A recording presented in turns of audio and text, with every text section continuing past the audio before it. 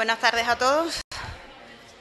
Hoy tenemos con nosotros a Emilio Gil, que nos acompaña para la conferencia Lo que el diseñador dice. Emilio Gil es diseñador gráfico, fundador en 1980 de Tau Diseño, una de las empresas españolas pioneras en servicio de diseño, comunicación y creación y desarrollo de programas de identidad visual corporativa. Formado en Nueva York con Milton Glaser, James McCullough y Ed Bengian, perdona mi mal inglés, como profesores, y en la Central St. Martins de Londres en comisariado de exposiciones. Medalla de oro al mérito de las Bellas Artes en 2015, premio Laus de oro 1995 en diseño editorial, premio Donsite en Gran Bretaña, Certificate of Excellence del Type Directors Club de Nueva York en 1995, profesor del Máster de Edición de Santillana Formación en la Universidad de Salamanca, profesor colaborador de las Universidades Carlos III, Autónoma y Europea de Madrid, director de cursos de verano de la Universidad Complutense de Madrid y la Universidad Internacional Menéndez Pelayo, comisario de las exposiciones Signos del Siglo, 100 años de diseño gráfico en España, en el Museo Reina Sofía, Diseñis o Diseñas, Madrid, Berlín, Sofía, 24×365, diseño gráfico para la comunicación pública en el Círculo de Bellas Artes de Madrid en el año 2008, grafistas, diseño gráfico en España, 1939-1975, en octubre de 2011, 75 años del Corte Inglés en el año 2016 y Aliada, Centro Cibeles, 2016 también. Autor del libro Pioneros del diseño gráfico en España, coautor del libro Lo bello de las cosas, traductor y prólogo del libro Palabra del diseñador, presidente de junio de 2009 a diciembre de 2015 de la Asociación Española de Profesionales del Diseño, patrono de la Fundación Manolo Prieto, académico de la Real Academia de Bellas Artes de San Telmo. Un lujo tenerte con nosotros. El lujo es mío, el lujo es estar aquí, ¿no? Bueno, querría empezar agradeciendo la invitación por parte del Colegio de Arquitectos de Cádiz para estar esta tarde aquí con todos ustedes, en concreto al decano Fernando Mejías, a Tomás Carranza y a mi colega en esta aventura de los collage, José María Cortés, que es el auténtico artífice de que esté yo aquí hablándoles a ustedes. Entonces, vamos a ver, voy a empezar con una adivinanza, oída en un podcast de la Tate Modern de Londres. El conferenciante empezaba su intervención diciendo: ¿cuál es la palabra más aburrida en cualquier idioma del mundo? Silencio total, como aquí. PowerPoint. Lo digo porque el PowerPoint efectivamente puede ser algo realmente aburrido y yo me voy a basar mi presentación en un PowerPoint. Entonces, espero que no resulte así como decía este hombre de la Tate Modern, ¿no? Y la segunda es que mi intervención se va a basar toda en una colección de citas de grandes diseñadores internacionales, diseñadores gráficos, la especialidad de gráfico. Y empiezo contando la historia de por qué voy a basar mi intervención de esta tarde en esta colección de citas, ¿no? Hace años, en una visita al Museo del Diseño de Londres, en la mesa de novedades, en la tienda librería de la mesa de novedades, tenían un pequeño librito edición de la Princeton University Press, que se llamaba, traducción literal, Lo que los diseñadores dicen. Entonces, yo compré ese libro, me pareció interesante, y lo compré y me lo llevé a casa y lo estuve leyendo. Entonces, en una visita en Barcelona a la editorial Gustavo Gili, que es tal vez la editorial de referencia para los temas de diseño, arquitectura también, hablando con una editora, que teníamos un proyecto en común, resulta que tenía sobre la mesa un ejemplar de este libro, del diseñador dice, lo que los diseñadores dicen. Y le dije, anda, ¿tenéis aquí este libro? Comentamos, ¿no? Y me dijo, sí, estamos pensando en editarlo, en traducirlo y editarlo, ¿no? Entonces me ofreció sobre la marcha la posibilidad de redactar el texto de introducción y de hacer la traducción del libro. Y dije que encantado, ¿no?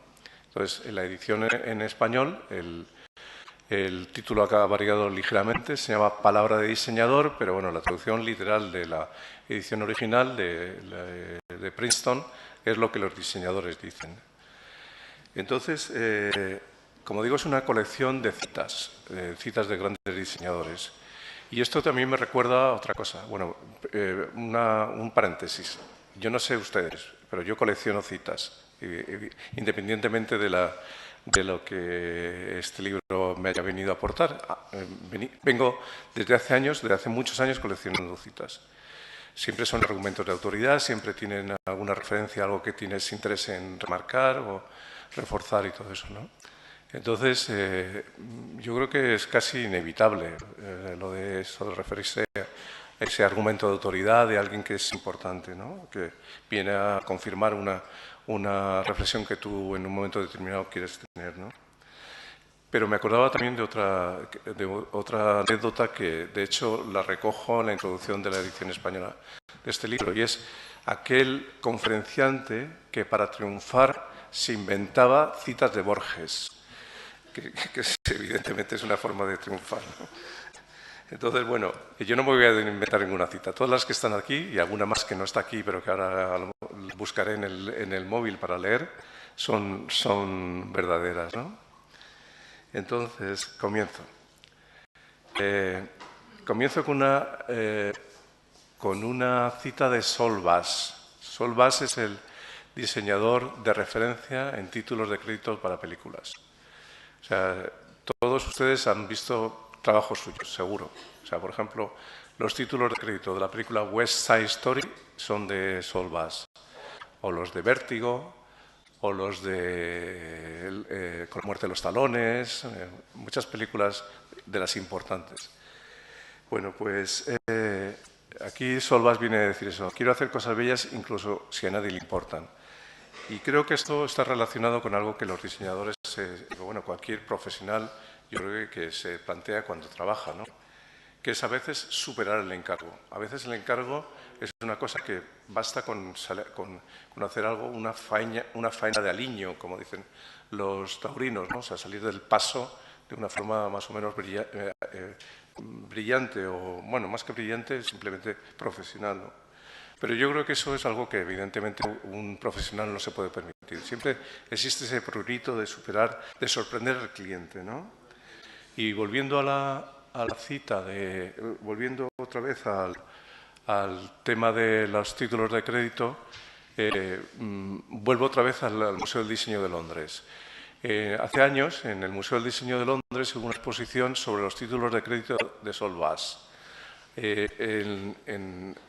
exposición estaba organizada con comisariado de Alan Fletcher, uno de los grandes diseñadores gráficos, ¿no? Estaba organizada como por pequeñas salas de proyección, en la que uno entraba en aquella sala y en bucle había una proyección de títulos de crédito de este hombre, de Saul Bass. Esta es una de ellas, ¿no? El hombre del brazo de oro, aquella película que le valió a Frank Sinatra el Oscar a la mejor interpretación. Bueno, pues entre esas bucles, entre esas bobinas de títulos de crédito que se podían ver en uno de esos teatritos, en una de esas salas de proyección dentro de la exposición, había una de una película que se llama Walk on the Wild Side, como la canción de Lou Reed. Bueno, entonces estos títulos de crédito eran en blanco y negro y estaban basados en la figura de un gato. Un gato que iba en traveling, recorriendo, ocupaba toda la pantalla, iba andando lateralmente, y sobre la piel negra del gato iban apareciendo los nombres de los actores, de los directores, del director, la escenografía, música, todo, ¿no? Entonces, en un momento determinado, el gato que aparece en pantalla se da la vuelta y se encara con el espectador. Y en una explicación, en una cartela que había junto al material de promoción de esa película en la exposición esta, en el Museo del Diseño de Londres, Saul Bass explicaba una cosa. Decía, ese gato es mi gato, el que yo tengo en mi casa. Y nunca me había dado cuenta de la cara de mala leche hasta que lo he visto en pantalla, ¿no? Entonces, lo digo porque esto es algo que, bueno, que pasando de la anécdota a la categoría, me parece que es algo muy importante y que es algo muy del trabajo creativo, ¿no? El trabajo creativo que tiene que responder a un encargo. O sea, que ese difícil compromiso entre el encargo, entre cumplir una serie de objetivos y aportar una solución creativa, ¿no? Una solución que en muchos casos tiene que tener una componente de belleza importante, pero que en la mayoría de los casos, fundamentalmente, no en la mayoría de los casos, en todos los casos, no es lo más importante. Lo más importante es la transmisión de una información, facilitar las cosas, la comprensión de algo, eso es diseñar, ¿no? Entonces, para conseguir eso hay que mirarle la cara al gato, o sea, hay que mirarse y descubrir que ese gato tiene cara de mala leche, aunque uno haya pasado la vista sobre ese gato miles de veces. Eso es el diseño, enfrentarse con las cosas como si fuera la primera vez que uno le mira la cara a algo, ¿no?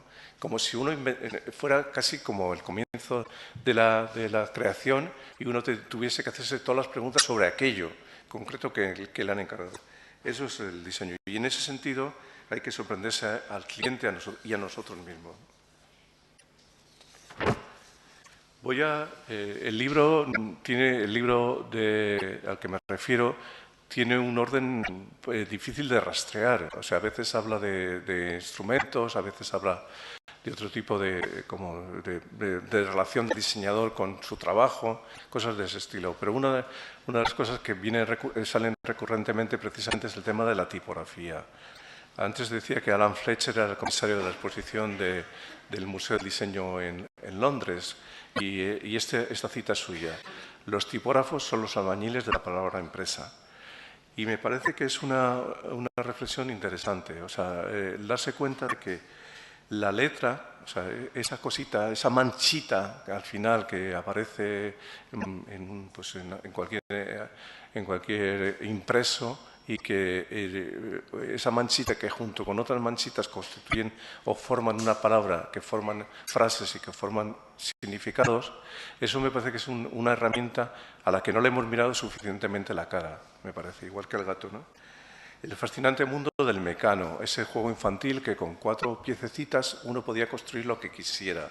Un juego infantil que yo recibía muchos años cuando era niño en la fiesta de Reyes y que te permitía con eso, con unas cuantas barritas, unos cuantos tornillos y unas cuantas tuercas, construir lo que querías. Puentes, casas, herramientas, cualquier cosa, ¿no? El alfabeto, al final, desde el punto de vista formal, es un mecano con el que uno construye cosas, ¿no? El fascinante mundo del mecano. Si se dan cuenta, en esta proyección, en esta pantalla que está ahora mismo en proyección, las U's son N's al revés, o las N's son U's al revés, en el sentido de reforzar la idea de que el diseñador tipográfico trabaja al final con módulos que permiten construir palabras y por lo tanto, a partir de esas palabras, construir un mundo de significados y tal vez un mundo que puede cambiar la vida de las personas. A veces un texto puede cambiar la vida de una persona, ¿no? Si se dan cuenta, aquí hay pues los contrastes entre la línea y la superficie. En algunos casos, como las letras que están en la parte de la derecha, prácticamente son líneas. En otros casos, en la izquierda, son superficies. Entre lo fino y lo grueso, entre lo recto y lo inclinado, entre lo estrecho y lo ancho, entre lo claro y lo oscuro, entre lo estático y lo dinámico. Todo eso es este mecano, este mundo construido a partir de unas cuantas manchitas que transmiten ideas que pueden ser revolucionarias personalmente o en el comportamiento de la sociedad, ¿no? Incidiendo sobre el tema de la tipografía y de las letras, ¿no? Las 26 letras del alfabeto forman parte de nuestra memoria desde la más tierna infancia. Sin embargo, por sí mismas, las letras carecen de significado y son incapaces de transmitir información.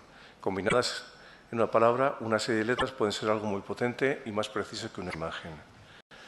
Y aquí está el trabajo de un diseñador británico que se llama Derek Birdsall, uno de los diseñadores que ha trabajado para la editorial Penguin y ha hecho el diseño, la identidad de colecciones muy importantes en la historia del diseño editorial.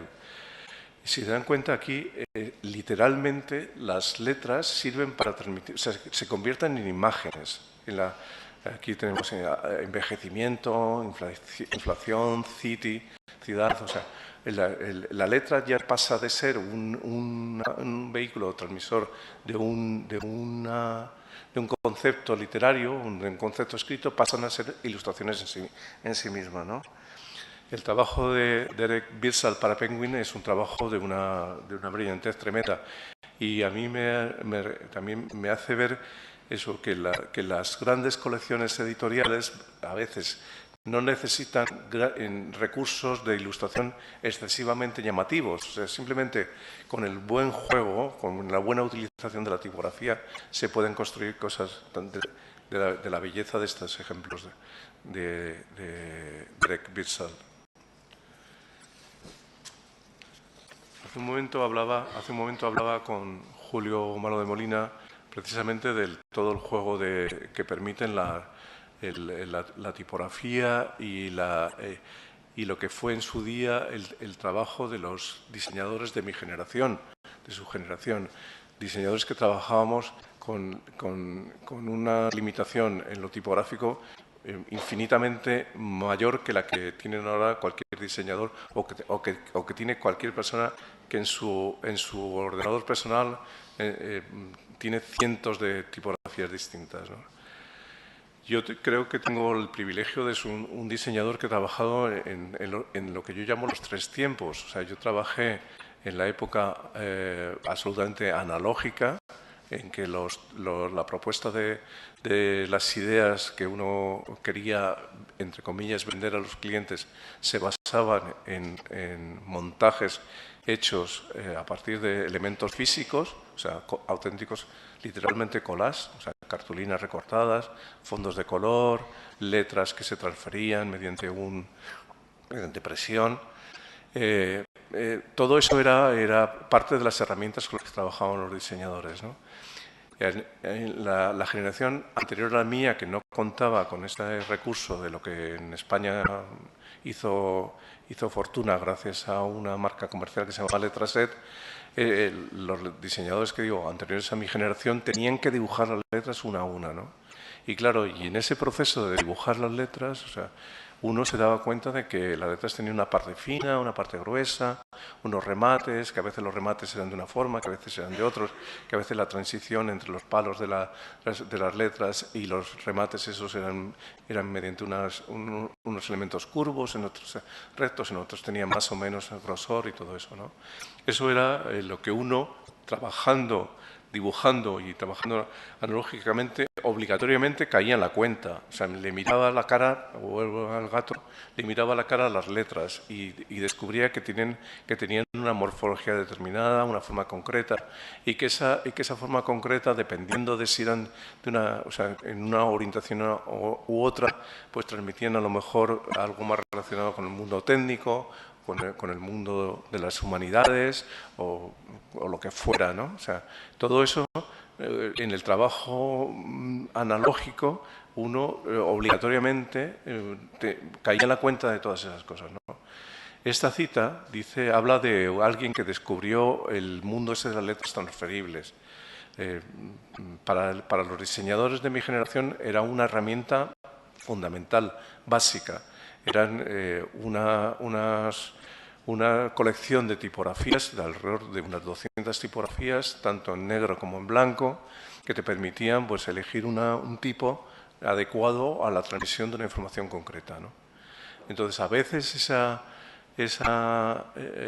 herramienta que venía recogida en un catálogo, el famosísimo catálogo de Letraset para mi generación, era algo que te lo conocías también, que casi sabías en qué página estaba una tipografía concreta. Sabías que yo que sé, a la mitad del catálogo estaba la helvética, o que la Times estaba más para allá o más para acá, estaba ordenada alfabéticamente, ¿no? Entonces, esa es una de esas herramientas que a mí me parecen interesante, porque el trabajo lento requería esa transferencia de una letra a una superficie de papel que te permitía hacer un titular, por ejemplo, propiciaba una reflexión sobre lo que estabas haciendo. Necesariamente pensabas si aquello estaba bien orientado o no, aunque solo fuera porque le dedicabas más tiempo a la realización material de aquello. Esta es una hoja del catálogo de Letraset, en concreto de la Helvética Medium, ¿no? O sea, aquí tenías la oferta. O sea, en todos estos tamaños, en los puntos tipográficos en los que se mide el tamaño de los caracteres, pues tenías todas estas posibilidades. Y como decía antes, generalmente estas tipografías estaban, bueno, en la mayoría de los casos estaban en blanco o en negro para trabajar sobre fondos oscuros y que contrastase lo suficiente y se leyera sin dificultad, ¿no? El mundo de Letraset tenía muchas cosas así añadidas del estilo de que generalmente las hojas estas estaban pensadas para el idioma inglés y la frecuencia de letras no era exactamente igual en el español que en el inglés. Yo decía que se agotaban rápidamente algunas letras, por ejemplo, ¿no? Y que había que fabricar AES, por ejemplo, a partir de Vs, o AES mayúsculas a partir de Vs o cosas de ese estilo, ¿no? O sea que ahí había un segundo nivel de perfeccionamiento con respecto a la herramienta Letraset. Las letras se aman entre ellas, sin embargo, debido a sus diferencias anatómicas, a algunas les cuesta intimar. Yo creo que eso es una verdad. O sea, las letras entre sí, o sea, los alfabetos tipográficos entre sí, a veces se llevan bien y a veces se llevan mal. A veces son amigos y a veces no son amigos.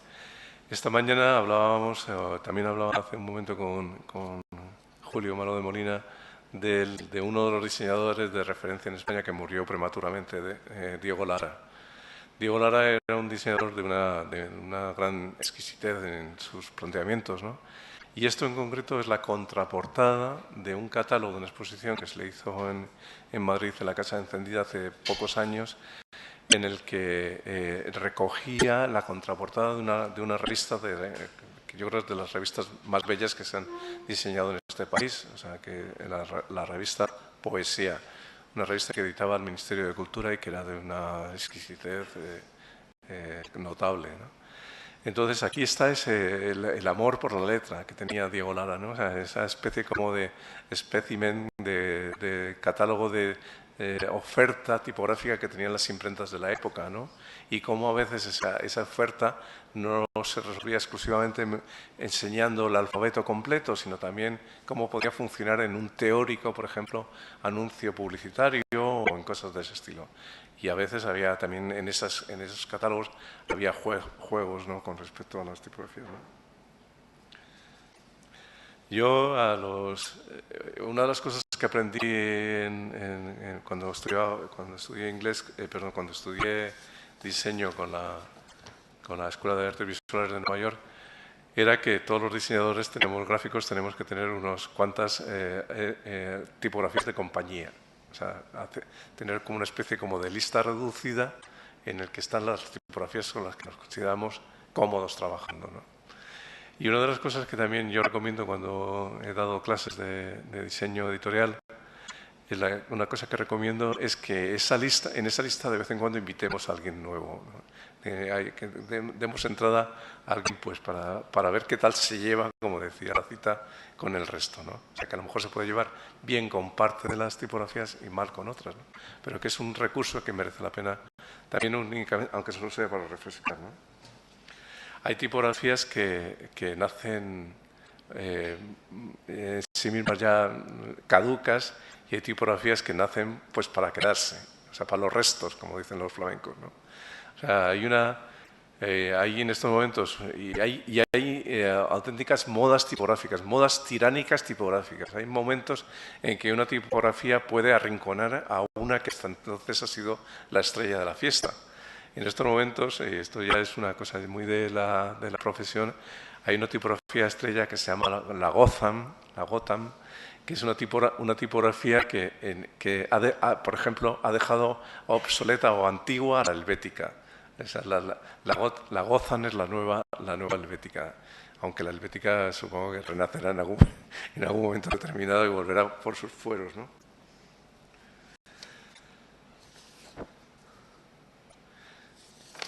¿Qué pasa con las tipografías? Lo que decía antes, que a veces las tipografías sirven para, más allá de para transmitir un significado concreto, sirven también para que se conviertan en sí mismas en ilustraciones, ¿no?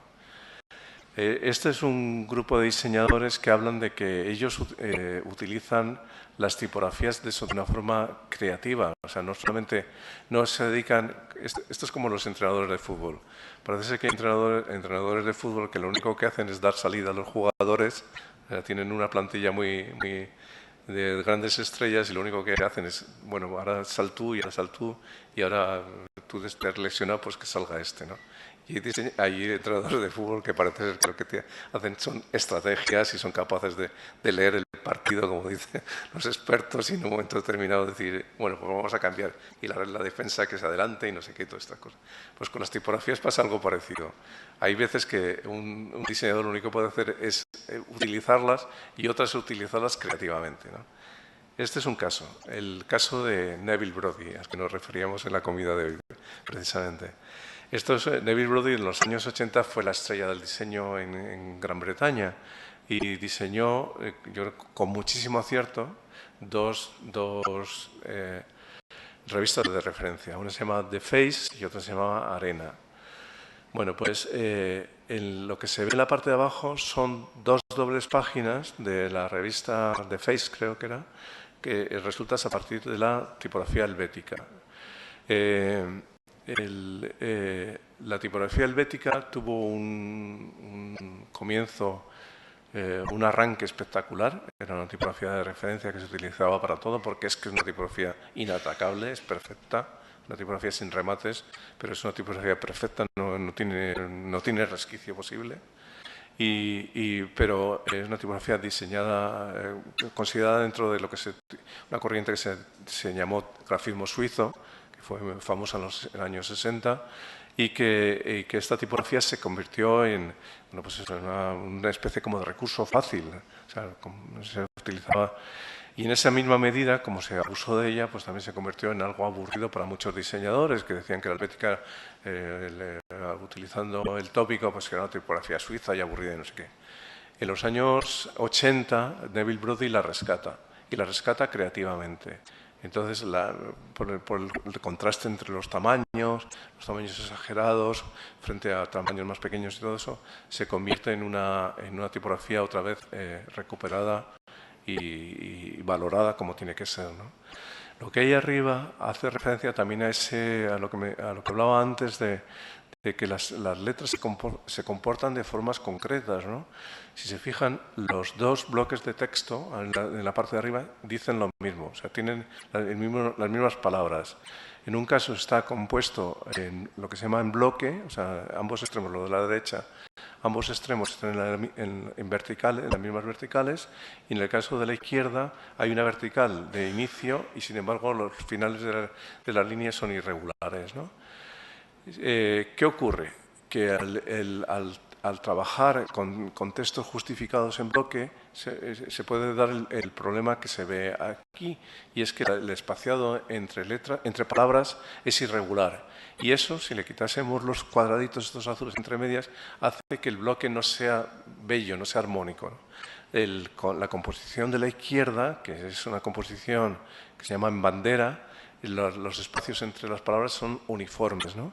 Y eso le da una armonía al bloque tipográfico. Yo me acuerdo mucho de una frase que leí en Muerte en la tarde de Ernest Hemingway, que decía que la humanidad se dividía entre los que son partidarios del toro y los que son partidarios del torero. Pues la humanidad yo creo que en realidad se divide entre los que son partidarios de la bandera y los que son partidarios del bloque justificado.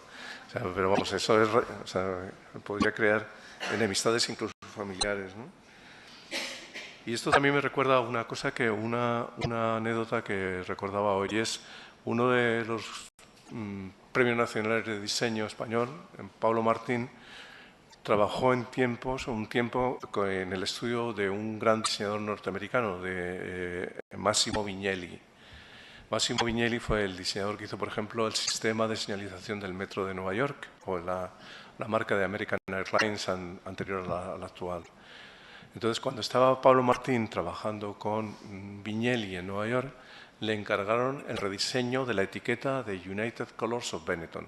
No sé si la recuerdan, es un rectángulo verde con una tipografía de palo, o sea, lineal, en el que al principio, o sea, según llegó al estudio de Vignelli, las dos líneas estaban centradas a eje, United Colors of Benetton. O sea, había un eje de simetría y las dos líneas estaban organizadas según ese eje de simetría. Vignelli, según contaba Pablo Martín, hizo dos cosas. Corrigió pequeños problemas que había de separación entre las letras, que eso también parece que no, pero a veces la separación entre las letras puede hacer que se lea mal una palabra. Corrigió eso y convirtió la composición en eje centrado en bandera en una esquina de la etiqueta, que es como está ahora. United Colors, y la misma vertical de la U, empieza la O de of Benetton, ¿no? Entonces, una línea más larga y una más corta. Lo convirtió en composición en bandera. Y acababa de contar esta anécdota Pablo Martín diciendo, y no es lo mismo.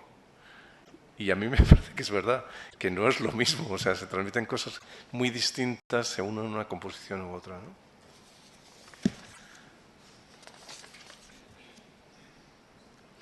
Bueno, convertir la tipografía en ilustración. Este es otro de los grandes diseñadores norteamericanos, Lou Allen, ¿no? La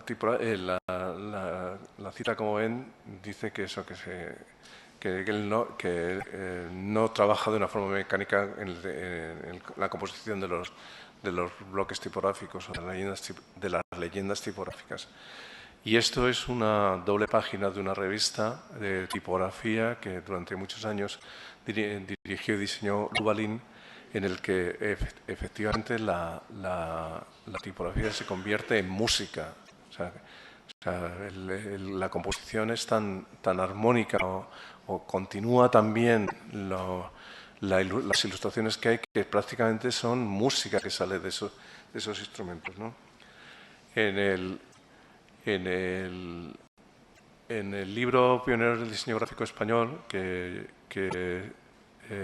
es un homenaje que hice a los grandes diseñadores pioneros de la profesión en España, cada capítulo había el trabajo de 15 grafistas, de 15 diseñadores gráficos, y cada uno de esos capítulos se cierra con un texto que alguien ha escrito referente a ese grafista. A veces los que escriben son gente muy próxima, a lo mejor los hijos que luego han continuado el trabajo del padre, o gente que trabajó en su estudio, o simplemente gente que tenía interés por un diseñador concreto. El capítulo de Daniel Hill, el diseñador que seguramente todos conocen indirectamente porque diseñó la mayoría de las cubiertas de la colección de bolsillo de Alianza Editorial. Todos tenemos en casa libros de Alianza Editorial, seguro, ¿no? Aquellos libros que cuando yo estaba estudiando la carrera llevábamos debajo del brazo en el metro cuando íbamos a la ciudad universitaria madrileña, ¿no? Pues eso, el capítulo dedicado a Daniel Hill se cierra con un texto de Eloy Tizón, un diseñador que abandonó la profesión de diseño y que ha hecho fortuna en el sentido no monetario de la palabra, como narrador, como escritor. Ha publicado varios libros en Anagrama, es un magnífico escritor, ¿no? Pues Eloy Tizón escribió sobre Daniel Hill, y el texto suyo lo llama Música en los dedos. Y me parece que los diseñadores con el talento de Lou Allen son capaces de hacer música con las palabras, o sea, no con las imágenes, no de una forma literal, pero hacen música, ¿no? Chisholm es uno de los diseñadores tipográficos más importantes que ha habido en la historia del diseño. Él mantuvo una polémica con Max Bill, uno también de las grandes referencias de la creación tipográfica, director de la Escuela de Ulm y una persona con un recorrido en el mundo de la creación artística importantísima. Pues Chisholm y Maxwell polemizaron mucho alrededor de la tipografía, precisamente, ¿no? En este caso, la cita habla de eso, de la importancia de las formas internas del espacio que queda dentro de las letras, ¿no? Y si se fijan, aquí tienen las mismas letras arriba y abajo, exactamente las mismas, ¿no? Y sin embargo, las formas de las letras son completamente distintas, ¿no? Y a mí esto me recuerda siempre al tema, a lo que es la composición, la sonoridad, ¿no? La composición musical, ¿no? Una composición musical se basa en notas, en sonidos y en silencios, pero también se basa en silencios. O sea, si no existieran los silencios sería un ruido constante, ¿no? Pues la tipografía pasa igual, o sea, las formas interiores, los blancos interiores tienen tanta importancia como las formas exteriores, como el trazado de las letras, ¿no?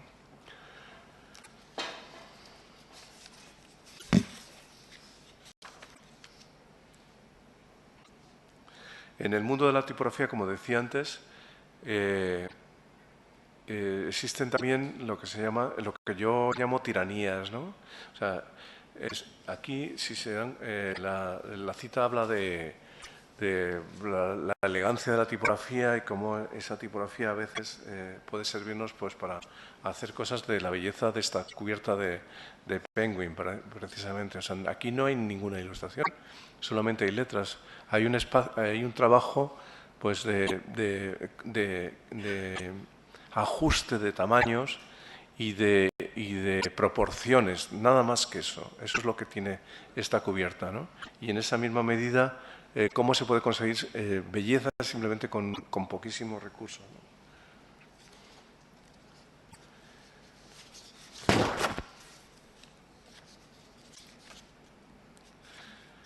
A ver, hay tipografías que están diseñadas para tamaños concretos y fueron diseñadas para tamaños concretos y en el momento que aquello se cambia de escala puede haber problemas, ¿no? O sea, pueden perder la belleza original con la que estaban diseñadas. Esto es otro de los temas del que habla esta cita, ¿no? Aumentar la gama más allá del tamaño máximo que tuvo como tipo de metal, o sea, tipografías diseñadas para los tipos de metal, es destruir su esencia, ¿no? Sin embargo, en algunos casos eso no ha sido así exclusivamente o llevado hasta el extremo. Estos son tipografías rediseñadas en los años 70 a partir de una base que era la tipografía Garamond y que sin embargo han seguido manteniendo pues, la belleza que tenían en su origen, ¿no? Rediseñadas como fuentes digitales y por lo tanto con la capacidad de escalarse hasta tamaños muy grandes, ¿no? La retícula de la página es la estructura básica que sostiene todo lo demás, es el equivalente a los andamios, los muros o la estructura de un edificio. La retícula es fundamental. Y esto, aquí vuelvo otra vez a Chisholm, del que hablaba antes, ¿no? Chisholm en un momento determinado recibe el encargo de de crear la estructura básica de todos los libros de las colecciones de Penguin, que ya existían anteriormente, pero que recibe ese encargo. Y eso se convierte al final en una especie como la estructura de un edificio.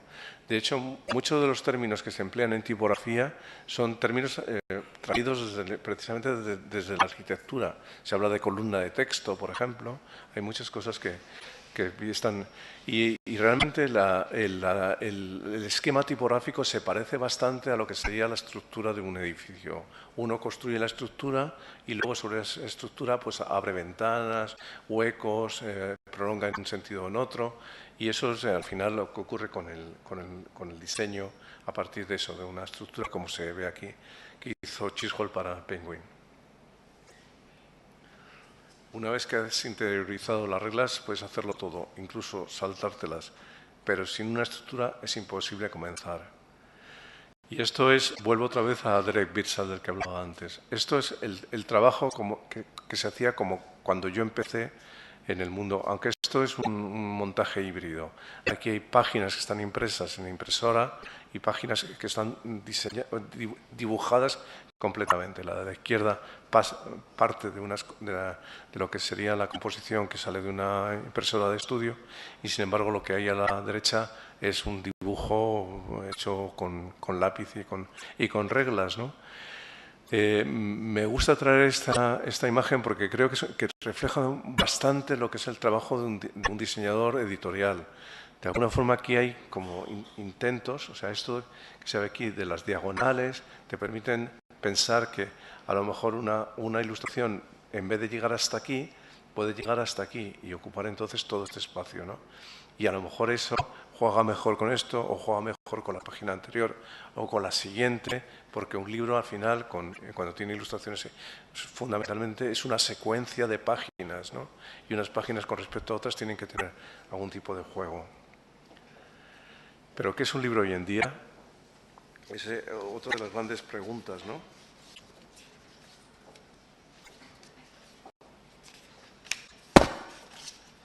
La pregunta del millón. Que viene a incidir en esa polémica que se viene manteniendo desde hace unos años de si el libro físico desaparecerá o no. O sea, todos en algún momento determinado hemos opinado sobre el tema. No, yo creo que el libro pues va a continuar. No, yo creo que el libro acabará desapareciendo. Yo creo que aquí recurro a una cita que no está en este libro, pero que me parece importante, que es de una diseñadora holandesa que se llama Ima Boom. Y dice, los libros de consulta se irán, y los que, se irán a lo digital, y los que apetezca tocar se quedarán. Y yo creo que va a pasar eso al final. Los libros, por las razones de construcción física, tengan una textura determinada, un tamaño concreto, una serie de recursos como pueden ser una cinta para marcar la página en la que uno está leyendo, o un lomo redondo versus un lomo cuadrado y todo eso, eso será elementos que permitirán que un libro sea algo que merezca, o sea, que apetezca conservar, o que esté dentro de la categoría de los libros que se deben de imprimir, ¿no?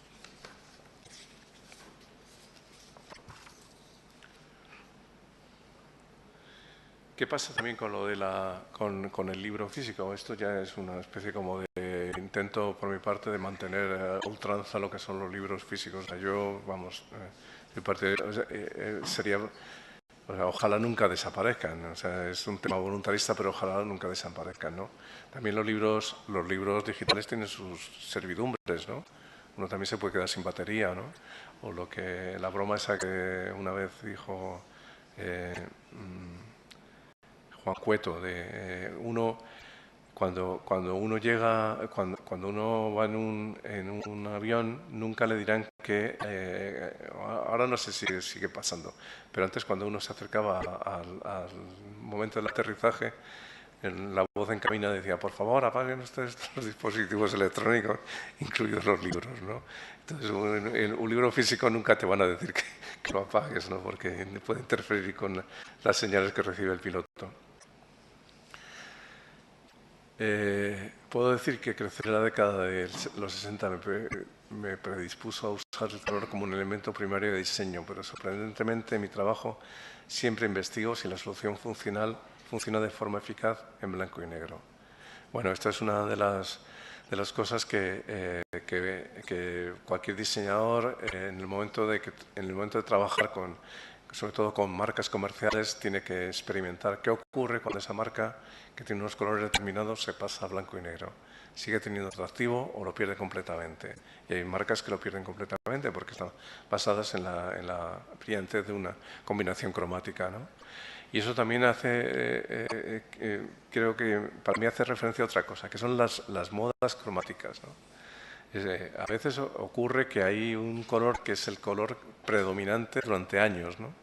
El rojo del Banco Santander de alguna forma marca una especie como de moda de color que se transmite o se traslada a muchísimas otras marcas. O en los últimos años estamos teniendo un una temporada, llevamos unas cuantas temporadas de logos en blanco y negro. Los logos en blanco y negro son modernos, molan, y los logos que tienen mucho color no gustan. Entonces, lo digo porque inconscientemente estés relacionado con el mundo del diseño, ¿no? Cualquier persona que se mueve pues, en un entorno urbano está condicionado, aunque no se dé cuenta también, por esas imposiciones de temporada, de colores de temporada. Es importante usar las manos. Eso es lo que nos distingue de una vaca o de un informático. Las citas de Paul Rand, tal vez el diseñador más brillante que ha dado la historia del diseño, un norteamericano. Entonces, esto tiene mucho que ver con la exposición que luego vamos a inaugurar. El trabajo hecho con las manos, el trabajo del diseño hecho con las manos. Antes decía que cuando yo empecé a trabajar en esta profesión, todos los bocetos que preparábamos para enseñar una propuesta a los clientes estaban hechos a partir de elementos físicos, o sea, de cartulinas, papeles, unos sobre otros, letras que dibujábamos o que pegábamos, la importación de algún dibujo que había hecho alguien que se metía en una parte de esa propuesta recortada, no sé qué, a veces siluetado y recortado con toda su forma y otras veces escuadrada, todo eso, pero eran collages. Eran como collages hechos con la intención de vender una obra, un trabajo de diseño. En este caso, el trabajo de Paul Rand que he recogido aquí, pues mezcla elementos físicos con elementos hechos, pues, supongo que por medios mecánicos, como puede ser esa especie de rayado en el personaje de la derecha, ¿no? ¿Qué ocurre con esto? Pues lo que me parece más importante es que la mezcla de lo físico y lo reproducido es todo, permite hacer cualquier cosa, o sea, es todo un mundo, o sea, con estas dos. Y que hay momentos en que existen razones objetivas para que hoy en día, en estos momentos en que cualquier diseño acaba en un archivo digital, aún así existen razones para volver a trabajar con las manos, para volver, como yo digo, a diseñar con las manos. Cuento una anécdota. Hace 2 ediciones de la Feria del Libro de Madrid, el director de la Feria del Libro vino a mi estudio y me dijo: Emilio, te quiero encargar el cartel del de la Feria del Libro de Madrid. Además, fue un encargo muy bonito porque me dijo: es la edición 75, he estado reteniendo el encargo un tiempo porque quería que coincidiera con un número redondo de la Feria del Libro de Madrid. Entonces yo empecé a trabajar en ese cartel de la Feria del Libro y empecé a trabajar en términos como el resto de los trabajos de diseño, o sea, pensando, por decirlo así, simplificando, en términos de diseño. O sea, yo normalmente trabajo con un cuaderno cuadriculado para no torcerme y entonces empiezo a hacer ahí bocetitos y esos bocetitos luego me siento con alguien de mi equipo y los convertimos en un archivo digital que se manda a las imprentas. En este caso empecé a trabajar así, con mi cuaderno, pero en el proceso caí en la cuenta de lo siguiente. La Feria del Libro de Madrid es una feria del libro físico, no hay libro digital. Y me parecía que lo coherente, o sea, una cosa que era coherente era trabajar con materiales físicos, con los materiales con los que se hacen los libros, con las cartulinas, con los papeles, con ese tipo con los recursos de encuadernación. Entonces, lo trasladé el trabajo a un collage, pero un collage en el que todos los elementos eran físicos, ¿no? Recogí, por ejemplo, letras que había dibujado mi hija cuando era pequeñita, cuando estaba aprendiendo a leer y a escribir, o sea, porque me parecía el comienzo de toda esa historieta que luego acaban en los libros que se ven en la Feria del Libro en el Retiro. Había cartulinas, había plantillas de letras, había referencias a los sistemas de impresión clásicos. Todo esto estaba recogido en el libro, en el cartel, pero a base de elementos físicos, que me parecía... O sea, lo digo porque a veces esa vuelta atrás, volver a trabajar otra vez con las manos, es pertinente, porque está en línea con lo que se está buscando transmitir en esa pieza de diseño concreta, ¿no? Las cualidades táctiles de los materiales. Aquí habla de que este diseñador habla de que se dio cuenta de que dice, empecé a ser consciente de estos cambios dice, hace varios años cuando mi proveedor de materiales de arte canceló mi cuenta porque no compraba suficiente material para alcanzar el mínimo mensual acordado. O sea, él se daba cuenta de que cada vez utilizaba menos materiales físicos y iba llevando todo eso al mundo digital. ¿Qué quiero decir con esto? Que hay una pérdida, a lo mejor hay una ganancia, pero también hay una pérdida. O sea, el abandono de lo manual no quiere decir que sea necesariamente progreso. Puede que tenga el progreso de la rapidez, pero en otros casos ni siquiera la rapidez es buena, como decía antes, porque no te propicia pensar. Estos son una de las portadas de una novela de Updike, también de Penguin, cuando la editorial cumplió 70 años. Un collage sencillísimo, hecho a partir de 3 cartulinas, ¿no? Una vez leí, vuelvo a lo que contaba al principio, este libro, el libro del que he sacado todas estas citas, a veces habla de, pues no estrictamente de las herramientas, sino de conceptos que van más allá, ¿no? Y en este caso se habla de los conceptos de la idea lateral.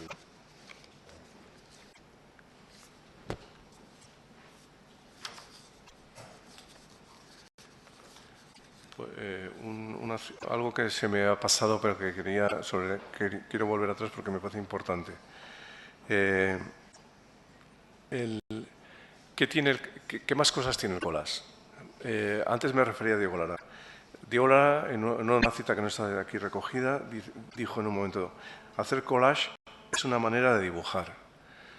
David Hockney, uno de los grandes diseñadores británicos, al que yo creo que es una persona eternamente joven, con 80 y tantos años sigue experimentando con nuevas técnicas. O sea, ha estado trabajando con una tableta, con un iPad,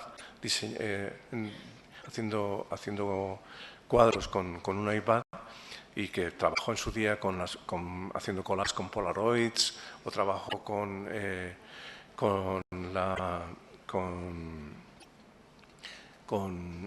fotocopias y con fax, con los fax. O sea, que alguien que cada vez que aparece una innovación técnica experimenta con ella, y que eso le permite una especie como de reflexión constante sobre los métodos de trabajo, que me parece muy interesante. Dice que se ha atrevido a decir que el collage es el arte del siglo XX. Y dice una cosa muy bonita con respecto al collage. Dice que el collage al final son capas en el tiempo. O sea, y me parece que es una comparación muy bonita.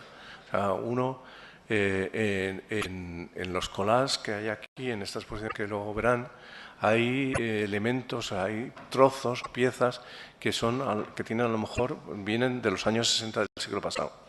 Y hay cosas que están recogidas, por emplear esa palabra, hace 4 días, ¿no?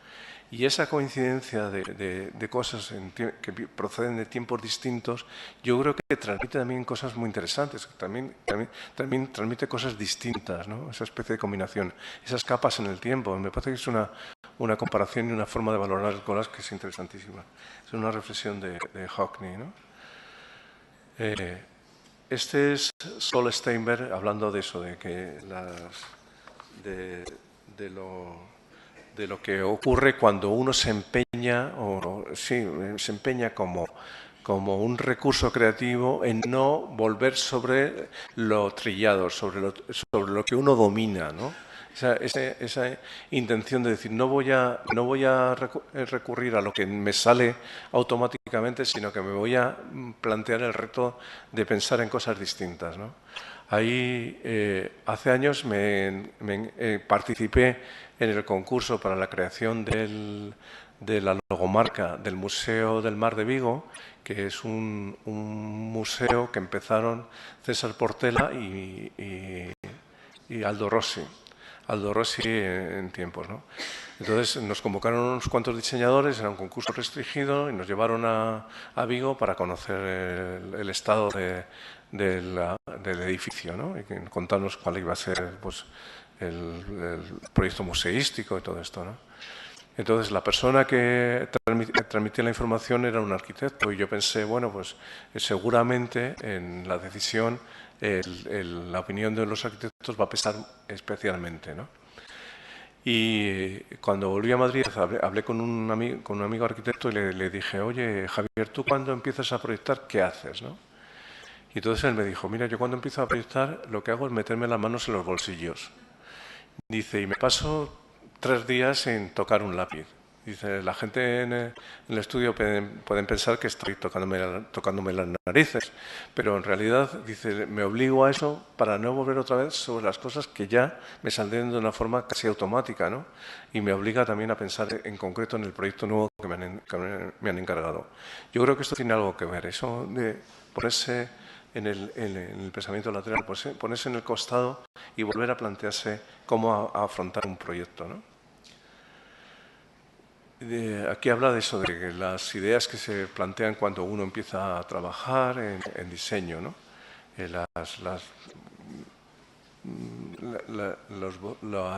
Las ideas con las que uno comienza ese recorrido apasionante de que no sabemos nunca qué va a resultar al final, ¿no? Esto es de mi cuaderno de trabajo. Cuando decía antes lo del cuadriculado, es verdad. O sea, yo trabajo sobre papel cuadriculado. Y estos son los bocetos de trabajo para la creación de la marca del Máster de Gestión Cultural de la Universidad Carlos III de Madrid. Entonces, como se ve aquí hay parte de las ideas que yo empecé a barajar cuando trabajaba en esto, cuando trabajaba en este proyecto, ¿no? Hay parte de las ideas, porque hay bastantes más páginas en que hay ideas alternativas. Y a mí me parece que eso es ese momento de definición con el que comienza el proceso creativo, es uno de los grandes atractivos que tiene mi trabajo, tiene el trabajo de arquitectura, ¿no? Es decir, bueno, ¿y esto que empiezo ahora, cómo va a acabar? Luego volveré con esta idea sobre el tema de los collages, que ocurre algo parecido. El collage a mí me fascina porque yo sé cómo empiezo, pero no sé cómo voy a acabar. Nunca sé cuál va a ser el resultado final. Y eso es parte de la grandeza, yo creo, de esta profesión, ¿no? Dice, un diseñador gráfico normalmente hace cientos de pequeños bocetos y a continuación elige uno de ellos. Cita de Bruno Munari, ¿no? Aquí están unas cuantas ideas precisamente de Lou Balin.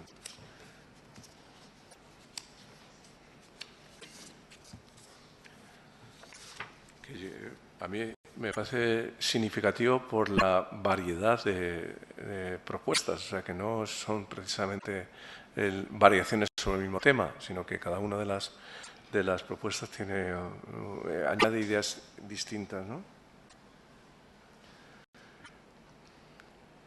Bueno, otra vez el mundo de las ideas alrededor de un proyecto concreto. En este caso habla de, bueno, pues más que nada como de la tensión que rodea al día a día de un diseñador, ¿no? Las llamadas, las presiones, los miedos, los chantajes que los clientes a veces ejercen sobre nosotros. Todo esto que en un momento determinado, cuando uno mira o ojea agendas de hace tiempo, se da cuenta de que fue una tensión gratuita y que con el paso del tiempo todo aquello ha quedado absolutamente borrado, ¿no? Esto es parte de mi cuaderno, de una página de un cuaderno de trabajo mío, ¿no? Se supone que el ego no debería involucrarse en el diseño gráfico, pero en mi caso, sin excepción, considerar el trabajo como algo propio y personal es lo que me garantiza los resultados más convincentes, sustanciosos e interesantes. Y aquí vamos a uno de los grandes temas del diseño, ¿no? Hace años dirigí en uno de los cursos de verano de la Universidad Complutense en el Escorial y en la primera jornada estaban invitados 3 premios nacionales de diseño. Estaba Alberto Corazón, Enrique Satué y Pepe Cronovillo.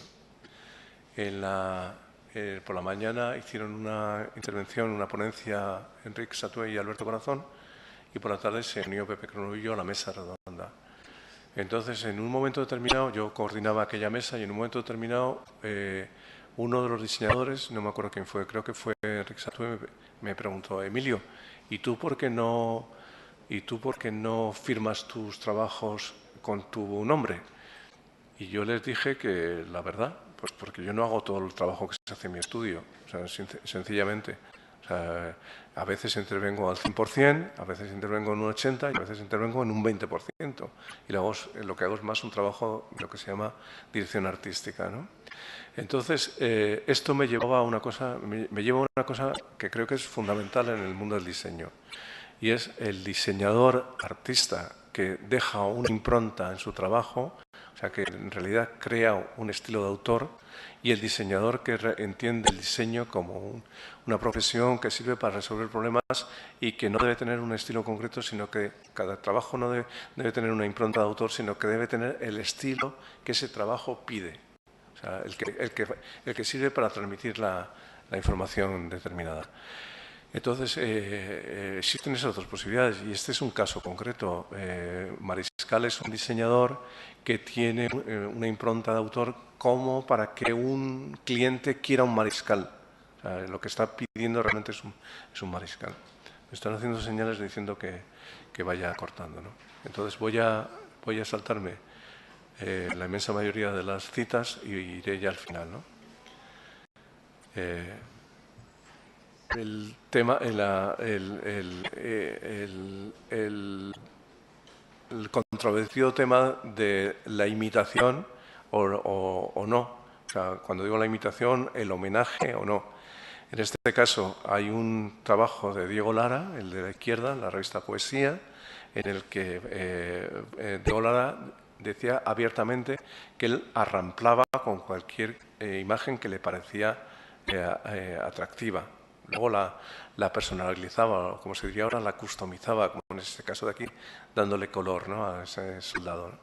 Y en el caso, en la imagen de la derecha, es un homenaje que hicimos en mi estudio a uno de los pioneros del diseño gráfico, a Julián Santamaría, y el tipo de campos que él dibujaba. Es para un trabajo para Osborne, para la marca Toro.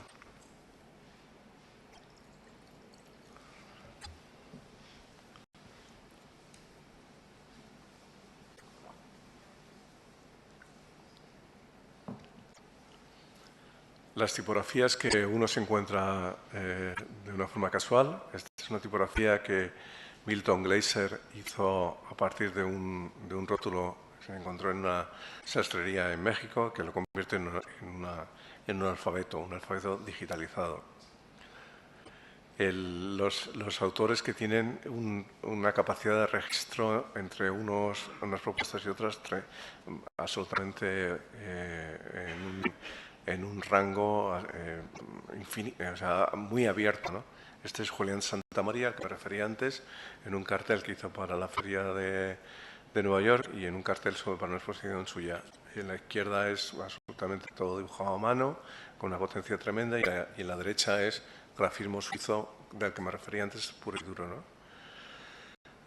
Trabajo de Paul Asher. Hay una serie ahora mismo en Netflix que se llama Aspects, me parece, en el que el capítulo dedicado a diferentes diseñadores en especialidades, o sea, diseñadores de coches o fotógrafos o diseñadores fotógrafos de moda, y el capítulo dedicado a Paul Asher, dedicado al diseño gráfico, es de Paul Asher. Una diseñadora ya de una cierta edad que, sin embargo, es capaz de, mediante estos recursos, crear una identidad visual para festivales en Nueva York de una potencia tremenda, o sea, como se ve aquí. Es muy gracioso este capítulo de Paul Asher en Netflix, esta serie, porque se la ve trabajando en su estudio en Pentagram, en Nueva York, y dirigiendo el trabajo de sus colaboradores, pasa por allí y le dice a un colaborador que haga no sé qué, que mueva, eso está muy bien, que mueva. Pero también se adivina que lo que realmente le gusta a Paul Asher es irse a su casa en las afueras de Nueva York a dibujar mapas. O sea, sea, lo digo porque me parece que en cierto sentido se parece bastante a lo que me ocurrió a mí con el collage, que realmente como disfruto ahora mismo estoy trabajando en el collage porque no tengo cliente, porque no tengo encargo y porque hago lo que quiero. Aquí estoy trabajando con parte de mi equipo en Madrid y cosa que, repito, o sea, la brillantez de los trabajos de mi estudio no se ven a mí, se ven a mi equipo. O sea, hay diseñadores en mi equipo que tienen muchísimo talento y que hacen las cosas extraordinariamente bien. Y eso es algo que he intentado siempre dejar claro, ¿no? A veces existen proyectos así non-profit, como este caso, que es un proyecto que hicimos para Centro-Centro en Madrid, que era la promoción de una iniciativa que se llama Colas Lentas, que eran colas en las grandes superficies atendidas por personas con discapacidad. Quien elige la cola lenta sabe que va a tardar más, pero a lo mejor eso le permite hablar con gente que de su misma cuerda y además sabe que está haciendo pues eso, que ayudando a un proyecto social, ¿no? Entonces, una de las cosas que hicimos en este proyecto era intentar incentivar la solidaridad. Y entonces pensábamos que la solidaridad incentivada se entendería mejor. Y se nos ocurrió que una forma era que cuando un comprador en un tiempo determinado acumulase una cantidad en las compras, se le diera un regalo. Y ese regalo en concreto, el que elegimos era un reloj diseñado por América Sánchez que marca siempre las 10:10, para que no se pusieran nerviosos. Bueno, esto es el trabajo del primer Pentagram en Londres, en el sentido de los equipos que trabajan más allá de la personalidad de una figura, ¿no? Uno de los trabajos premiados en Tau en diseño, un libro que hicimos en el año 94 sobre el toro de Osborne, que fue el premio al mejor trabajo gráfico ese año en cualquier categoría. Aquí estoy con gente del equipo recogiendo el trofeo este. Paul Rand otra vez dice, cuando diseñamos un logo siempre lo hacemos con la vista a largo plazo. El diseñar fijándose demasiado en los términos de moda puede ocurrir que las cosas pasen de moda rápidamente, pero hay casos en que los diseños aguantan el paso de décadas, como es el logo de IBM. El logo de IBM que lo diseñó Paul Rand posiblemente hace 50 o 60 años es el mismo, ¿no? Paul Rand contaba que las letras de IBM son letras que desde el punto de vista de la composición tipográfica son muy complicadas porque la I es más estrecha que la B y la B es más estrecha que la M, ¿no? Entonces, eso crea una especie como de falta de armonía en ese bloque tipográfico, ¿no? Paul Rand se le ocurre que si atraviesas las letras con bandas, pasan de ser 3 letras independientes a ser un bloque tipográfico, como si hubieran atado las letras, como si las hubieras cogido con un cordel y las hubieras atado, se convierten en un bloque, ¿no? Y esto es un poco los bocetos de Paul Rand con un punto de humor, como se ve, de otras referencias a casos en los que existe esa especie como de solución de líneas horizontales, ¿no? El trabajo del diseño de utilidad pública, con los Países Bajos como ejemplo. A veces cuando el resultado supera, como decía al principio, al encargo, Osborne nos encarga una pieza que sirva para que presentar a su equipo de ventas un vino nuevo que se llama Plural, pero nos dicen que no saben lo que quieren hacer, simplemente que necesitan algo para que los comerciales se lo puedan llevar. Entonces, damos con esta propuesta, que es una especie de maleta que sirve para llevar una botella y para alojar en un corte el catálogo que explica este vino multivarietal. Esto es nada más que una lámina de polipropileno, de plástico semitransparente, que con una serie de cortes te permite hacer una maleta. Entonces, es ese tipo de cosas en que el resultado supera tanto el encargo como las expectativas del diseñador cuando empieza.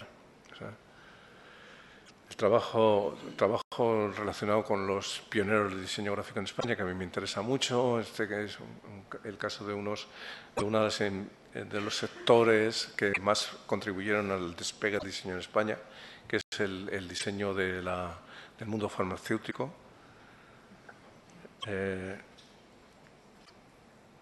Aquí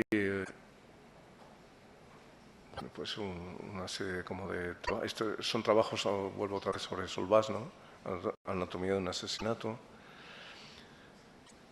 Este sí que creo que merece la pena pararse un poco, y es un trabajo de Milton Glaser que lo realizó en los años en que la ciudad de Nueva York era, en los rankings de las ciudades más peligrosas del mundo, estaba Nueva York entre ellas, no sé si era la más peligrosa del mundo. Entonces, para recuperar un poco la imagen de Nueva York, Glaser diseña este logo, ¿no? Y cuenta que para él, o sea, él pensaba, en la cita dice, bueno, no está aquí.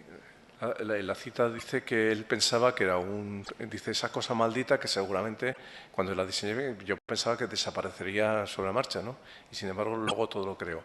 Porque hay casos en los que un diseñador al final es conocido por un trabajo exclusivamente, y que es el mismo caso del toro de Osborne, que Manolo Prieto, su diseñador, al final abominaba del toro de Osborne porque decía que le había sepultado todo el resto de su producción. Pues a Glaser le pasa algo parecido, o sea que un diseñador de muchísimo talento, con trabajos y reflexiones interesantísimas, pero que sin embargo el logo de I Love New York es prácticamente lo que le ha...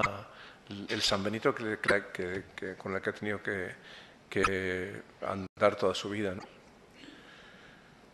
El trabajo del diseño comercial o no. Ken Garland escribe un manifiesto que se llama First Thing First en contra del consumismo, pero que también es capaz de recomendar a los alumnos de diseño que trabajar con objetivos comerciales no es nada malo, es otra forma otra vertiente del trabajo, ¿no?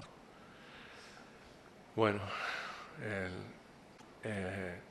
tienes que conseguir que el tiempo que empleas en hacer algo sea tan interesante y valioso como la cosa en sí misma. A veces, bueno, pues el tiempo dedicado a un trabajo es algo que supera la rentabilidad de ese trabajo, pero que uno lo hace siendo consciente, porque persigue otro tipo de resultados. Y bueno, otra de las cosas que para un diseñador es básico, y es fijarse, como decía antes, en que hay cosas alrededor que pueden convertirse en elementos o en inspiración para algo concreto, ¿no? Lo que la imagen de la izquierda hace en plena crisis, una de ediciones de la Feria de Arte de Arco en Madrid prescindió de la moqueta. Levantaron la moqueta en todo el recinto ferial, ¿no? Y entonces resulta que al levantar la moqueta, el arte estaba debajo de la moqueta, como se puede ver aquí. Había veces que había restos de pintura y cosas por el estilo que tenían en sí mismo parecían arte contemporáneo, ¿no? Pues eso, de pronto descubrir eso, o la belleza de un graffiti o una letra vuelta del revés, ese tipo de cosas se pueden convertir también en parte de los recursos de un diseñador. Le viaja, le pregunta, le aprende, le relaciona, lee. Aquí hay una fotografía que hice en la biblioteca de la St. Martin's en Londres, en que está mi libro Pioneros, y que el orgullo de poder estar difundiendo el trabajo de los diseñadores españoles fuera de España, ¿no? Voy a presumir todavía más. Este libro se publicó en una edición norteamericana, una editorial de Nueva York. Lo publicó en inglés a los pocos meses de salir la edición en español. En Europa lo distribuía Thames Hudson, y coincidió que yo estaba haciendo un curso de comisariado en Londres en aquella época, ¿no? Entonces yo me iba a las grandes librerías a ver si estaba mi libro, claro. Entonces lo descubrí en Foyles, en Charing Cross, que lo tenían allí enseñando la portada, y me pegó un gran subidón. Pero bueno, ya acabo de contar la anécdota completa. En uno de estos viajes, o sea, yo iba todos los fines de semana, era un curso de fin de semana, o sea, iba los fines de semana, me iba los viernes por la noche a Londres y me volvía el domingo por la noche a Madrid y el lunes estaba trabajando como si no hubiera pasado nada, ¿no? Entonces, en uno de estos fines de semana me fui con mi mujer y entonces fuimos a un Waterstones, fuimos a la sección, buscamos la sección de arte y dentro de la sección de arte la sección de libros, ¿no? De libros de diseño. Y entonces no es que estuviera un libro de pioneros enseñando la portada, sino que había dos en paralelo. Y entonces mi mujer me dijo, Emilio, esto lo has preparado tú. Que parecía que era verdad, o sea, porque ¿quién se cree que en Londres van a poner así dos libros? Porque sí. Bueno, acabo, ¿eh? Me parece, todo lo que no sea intentar una obra maestra es una pérdida de tiempo. Y acabo con esto, ¿no? Que es un poco una pregunta también. Al principio he contado la adivinanza esta de los... Perdón, la adivinanza de los... Uy, del podcast. Perdón, del PowerPoint, ¿no? Entonces, aquí la pregunta sería, ¿qué fue antes, el huevo o la gallina? ¿Qué fue antes, el arte o el diseño? ¿El diseño o el arte? O sea, piénsenlo, que ahora cuando estemos viendo la exposición les voy a preguntar. ¿Qué es antes, el cliente o el diseñador? ¿Qué es antes, la función o la forma? Pues nada, muchas gracias.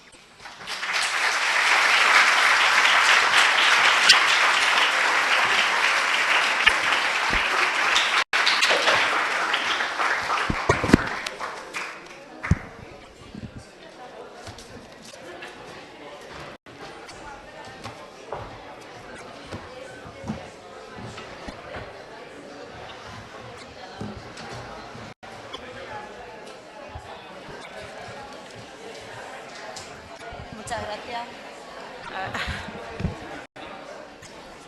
Hola, hola. Muchas gracias, Emilio. Para no entretenernos mucho más esta noche, pasamos a inaugurar, voy a presentar primero al otro de los responsables de la exposición que vamos a inaugurar inmediatamente. Se trata de José María Cortés, que para nosotros es un viejo conocido. Él es arquitecto, además de acuarelista. Y bueno, tiene una larga trayectoria tanto de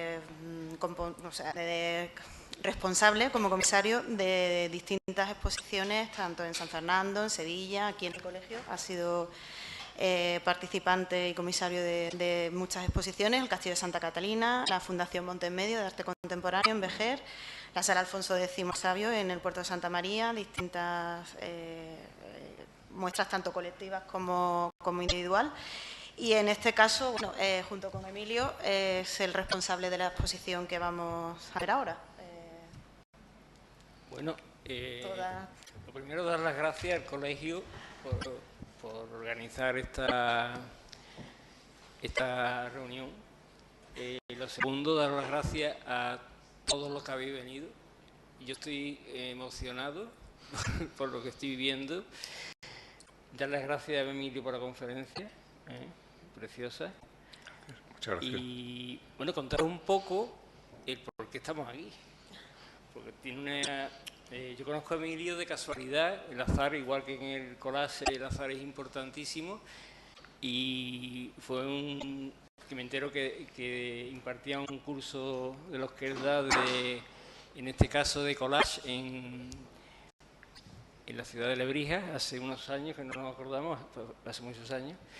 Y desde entonces establecimos una especie de amistad desde lejos, pero algunas veces, hemos visto en Madrid. Y fue el año pasado, que fui con Oliva a Madrid y estuvimos en tu estudio, comimos. Y de esas veces que podemos charlar, se nos ocurrió que por qué no hacíamos una exposición entre profesor y discípulo. Yo un humilde discípulo, pero bueno.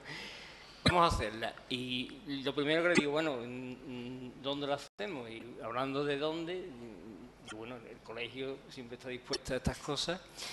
Y digo, bueno, yo tengo cosas en mi casa, tú tienes tuya, pues este año no, yo hablo con el colegio y se hace, y dice, no, José María, ya empieza él, ¿no? Dice, no, espérate, tiene que ser a final del año que viene, o sea, un año y medio después de lo que estábamos hablando. Digo, sí, pero ¿a ti qué te pasa? Dice, bueno, yo que tengo, entre todo trabajo, tengo mis cursos, mis conferencias, mis talleres. Dentro de unos días me voy a Bilbao y da la casualidad que los 4 días que voy a estar en Bilbao, con todos los alumnos y profesores que estáis aquí grabados, que están aquí, es que está los 4 días también en Bilbao. Sí, bueno, pues me echó para atrás el hacer la exposición ese mismo año. Dice, no, ya a final del año que viene. Digo, bueno, vale. Digo, bueno, yo me llevo mis cosas y tú las tuyas. Dice, no. Nosotros vamos a hacer una exposición con obra que hagamos para el Colegio de Arquitectos. Digo, bueno. Y entonces, digo, bueno, ¿qué hacemos?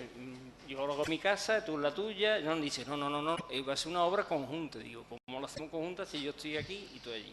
Entonces, que os explique la idea suya en ese momento, que tú me explicas lo del cadáver exquisito, que es muy interesante. Sí, a mí me parecía que hacer una exposición en que José María llevase sus cosas y yo las mías, pues no aportaba demasiado. Y pensé que sería mejor experimentar de una forma distinta. Y era según la técnica esta del cadáver exquisito de Duchamp, ¿no? Que uno escribe una cosa, él se lo pasa a otro artista y él continúa un relato o lo que sea a partir de ese pie forzado, ¿no? Entonces pensé que podíamos trabajar así, según la técnica del cadáver exquisito. Eso significaba que había que crear unas reglas para poder trabajar así, ¿no? Entonces las reglas eran que trabajábamos con el mismo formato cuadrado como ahora verán, y que uno de nosotros dos tenía que acabar su collage en en uno de los 4 cortes de la composición.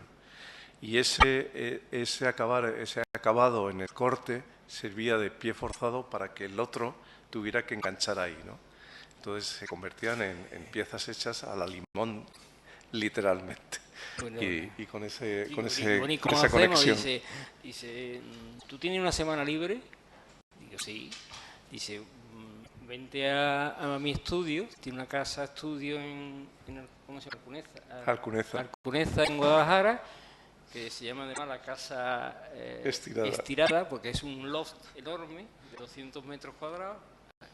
Estirada porque su hija le puso el nombre ese, esta es la casa estirada. Digo, venga, nos vamos para allá.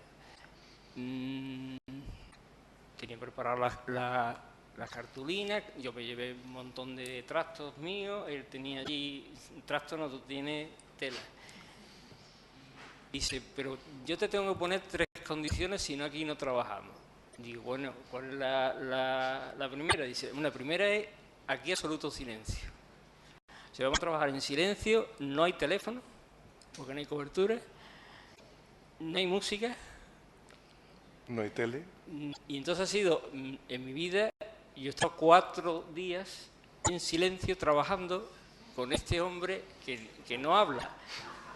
Poco a poco hablamos y bueno, me puso luego 2 condiciones más, que fueron, dila tú la primera. En esta casa se toma aperitivo todos los días. Como buen madrileño, el vermú, tú sabes. Y la segunda, que lo voy a explicar yo, dice, yo duermo la siesta todos los días. Dice, tú haz lo que te dé la gana, pero a mí me deja dormir. Y entonces fueron 4 días en que él trabajaba en la planta alta, donde tenía su estudio, y a mí me tocó una mesa grande en la cocina, que la llené de papel, la quitábamos para comer, bueno, y entonces fueron, la verdad, 4 días maravillosos, como si estuviera en un monasterio. En mi vida he estado tantos tiempos callado y en silencio, y que lo bueno que fue que la inspiración venía a raudales. Si no me venía a mí, él se pasaba y decía, José María... No, pero tengo que decir una cosa, yo soy muy callado, pero una de las razones por las que no hablábamos era porque yo no le entendía nada. Y yo a él tampoco lo entendía, porque habla muy bajo. Entonces aquello fue una experiencia magnífica, la verdad, porque fueron... de verdad. Yo lo repetiría, Sí, sí. de hecho hemos estado hablando hoy, dice, dentro de 2 años esto lo hacemos otra vez, de otra manera no, pero lo vamos a hacer otra vez. 4 días de arte. Y esto que hemos comenzado, que hemos unido, que el azar lo ha unido, lo tenéis que continuar vosotros. O sea, ahora lo veis y es como si fuera un comienzo que sigue con vosotros. Vosotros ya nos comentaréis lo que os venga mejor. Sí, es el material que ahora vamos a ver, que está aquí al lado. O sea que Es muy especial, es un material, una cosa... Bueno, y ha salido, pues para mí redondo, para ti cuadrado. No. Magnífico. Sí. El trabajo que presentáis es el que habéis hecho esa semana, ¿no? Sí. Lo que hicimos esta semana, ha venido tal cual, no se ha tocado nada. Lo que pasa es que luego hay material que él había hecho por su cuenta y yo había hecho por la mía. O sea, que eso no se hizo en aquellos días. Pero todo lo que está aquí es como salió de de esas 4. Hay 6 obras tuyas, independientemente, por rellenar, que él ha traído de Madrid anoche, pero lo otro está hecho allí. Es para esta exposición, para vosotros. Pues, Pero para vosotros. Pues nada, bueno, muchas gracias por Gracias, ese regalo. gracias y a vamos vosotros.